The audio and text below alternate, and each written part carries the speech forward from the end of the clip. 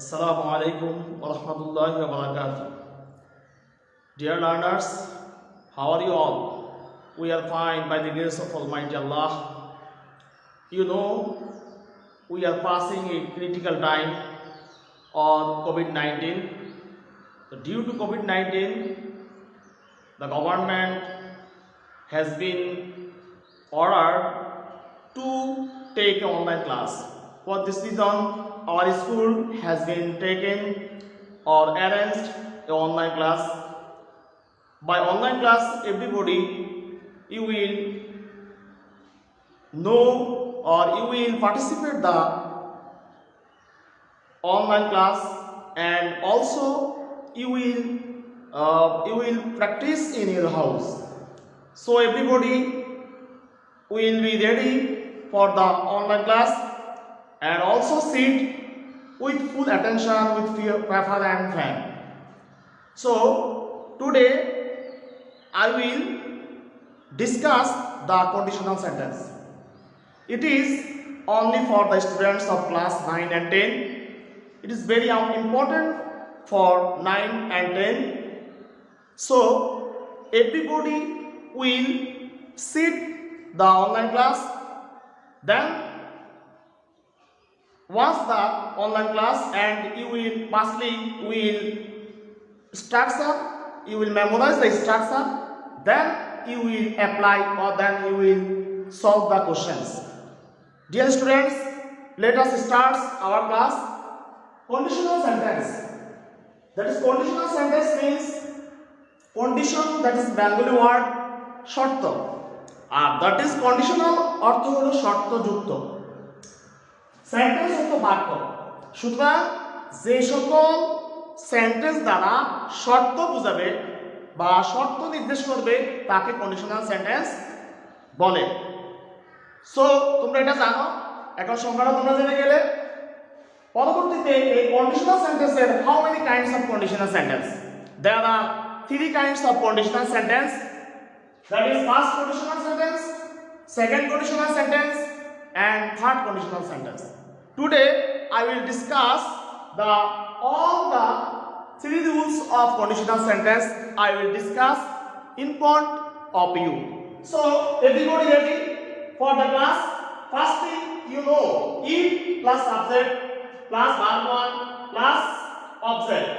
That is, এখানে কোন tense আছে? ইফ যুক্ত সেন্টেন্সে। আর একটা কথা বলে রাখি, কন্ডিশনাল সেন্টেন্সে যখন এখানে সাবজেক্ট থাকবে, that is verb 1 plus subject থাকবে, এটা কোন টেন্স আছে মনে করবে। যেমন দেখা গেল এটা হলো present indefinite tense, subject plus verb 1 plus object.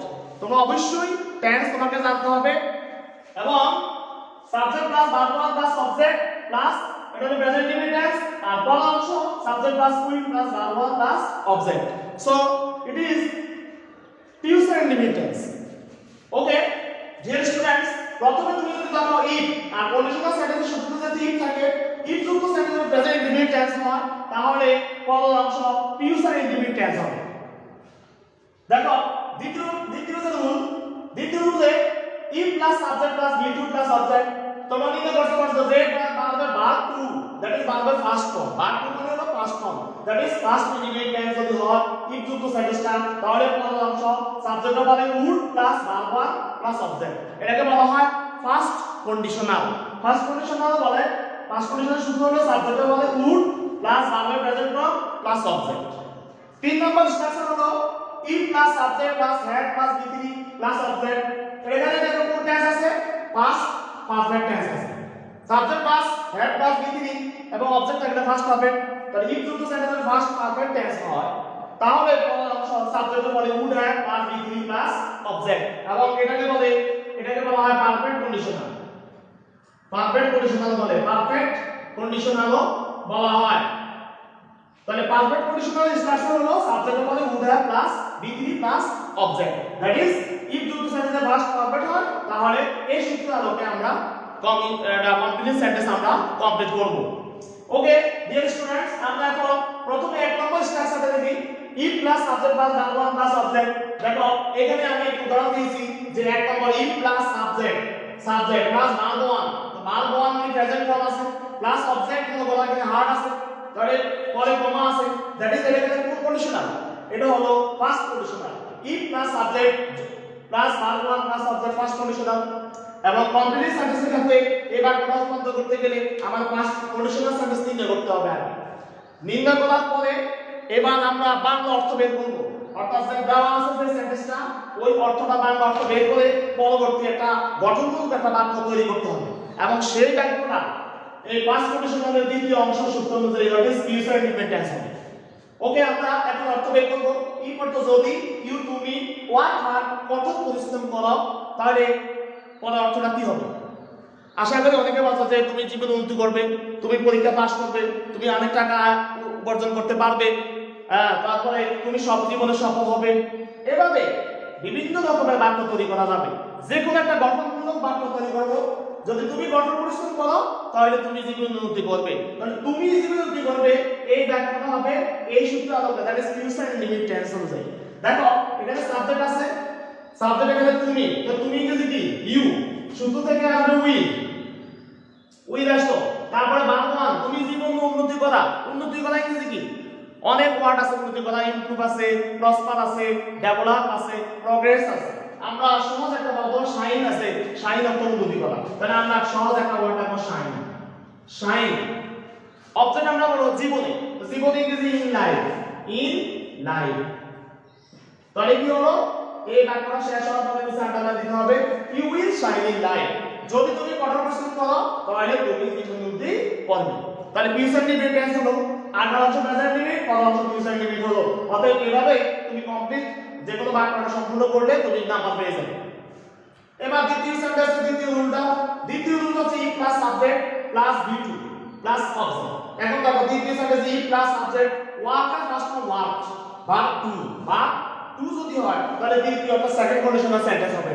Conditional sentence কোনটা? Second conditional, if plus subject plus V two plus object. এবার আমরা নির্ণয় করলাম যে এটা সেকেন্ড কন্ডিশনাল।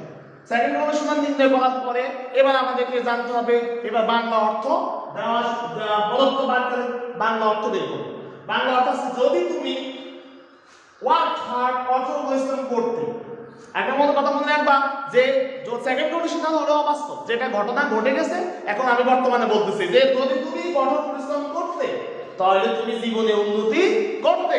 আগে হয়তো তুমি যদি না ভালো শারীরিক উন্নতি করা, তাহলে এখানে তুমি জীবনে উন্নতি করতে, তাহলে এখানে সাবজেক্ট কি আছে ইউ, সূত্র থেকে আছে would, W O U L D would, তারপর হবে ভার্ব ওয়ান, ভার্ব ওয়ান এখানে শাইন, শাইনের উন্নতি করা, তুমি প্রসপারও দিতে পারো, সাকসিড দিতে পারো, ইমপ্রুভ দিতে পারো, যে কোনো একটা দিতে হবে।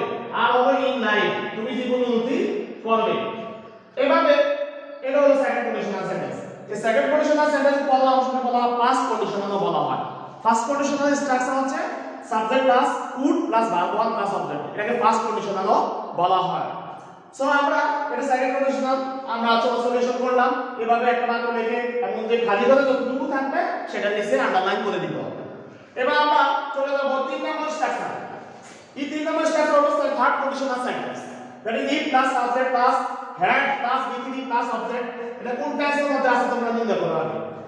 হ্যাড প্লাস বি3 অবশ্যই এটা ফার্স্ট পারফেক্ট টেন্স, অতএব ইট যুক্ত সেন্টেন্সটি যদি পাস্ট পারফেক্ট টেন্স হয় তাহলে কোন অংশ সাবজেক্ট হবে উড হ্যাভ প্লাস বি3 হবে। সাবজেক্ট অবজেক্ট হবে সবাই সব সেন্টেন্সে সাবজেক্ট অবজেক্ট হবে, কিন্তু মূল কথাটা হচ্ছে উড হ্যাভ প্লাস বি3 এখানে বসাতে হবে। যেমন বললাম আমরা অর্থটা সেকেন্ড কন্ডিশনাল অর্থ আর থার্ড কন্ডিশনাল অর্থ পাস নেই। যদি তুমি ওয়ার্ক হ্যাভ কঠোর পরিশ্রম করতে তাহলে তুমি জীবন উন্নতি করতে, বাট এখানে টেন্স দেওয়া হয়েছে হ্যাড প্লাস বি3, হ্যাড প্লাস বি3, অতএব আমাদের থার্ড কন্ডিশনাল শুধু সাবজেক্ট হবে, এখানে সাবজেক্ট হবে ইউ। আবার ওই বাংলা অর্থ বের করতে হবে, যদি তুমি কঠোর পরিশ্রম করতে তাহলে তুমি জীবন উন্নতি করতে। এই জীবন উন্নতি করতে এই বাক্যটা হবে এই সূত্র অনুযায়ী হবে। সাবজেক্ট হলো ইউ, সূত্র থেকে হবে উড হ্যাভ, এখানে হবে উড হ্যাভ, উড হ্যাভ। এবার হবে বি3, দ্যাট ইজ ভার্ব এর উন্নতি করে আমরা শাইন লিখছি, শাইনের ফার্স্ট পার্টিসিপল কি শাইন, শোন, শোন, এখানে আমরা লিখবো এস এস ও এন শোন। যদি আমরা প্রসপার লিখি তাহলে হবে prosper, development developed, succeeded succeeded in life, এভাবে হবে। এরপরে অবজেক্ট হলো ইন লাইফ, ইন লাইফ। বাস এগুলো তোমাদের থার্ড কন্ডিশনে রূপান্তর হয়ে গেল। এভাবে তোমরা first conditional, second conditional, third conditional সেন্টেন্সগুলো তোমাদের ভাষা রূপান্তর করবে। প্রথমত তোমরা আগে সূত্র স্ট্রাকচারগুলো ভালো করে মেমোরাইজ করে নেবে, তারপরে তোমরা সলিউশন করার চেষ্টা করবে। ইনশাআল্লাহ পরবর্তী ক্লাসে আমি তোমাদের সাথে আবার দেখা হবে। তোমরা বাসায় এগুলো প্র্যাকটিস করো এবং তোমাদের গ্রামার বই থেকে এগুলো অনুশীলন করে বোর্ড প্রশ্নগুলো অনুশীলন করতে থাকো। তারপর আমরা পরবর্তী আরেক নতুন ক্লাস নিয়ে আসবো। সেই পর্যন্ত ভালো থেকো, সুস্থ থেকো, সাবধানে থেকো। আসসালামু আলাইকুম ওয়া রাহমাতুল্লাহি ওয়া বারাকাতুহু।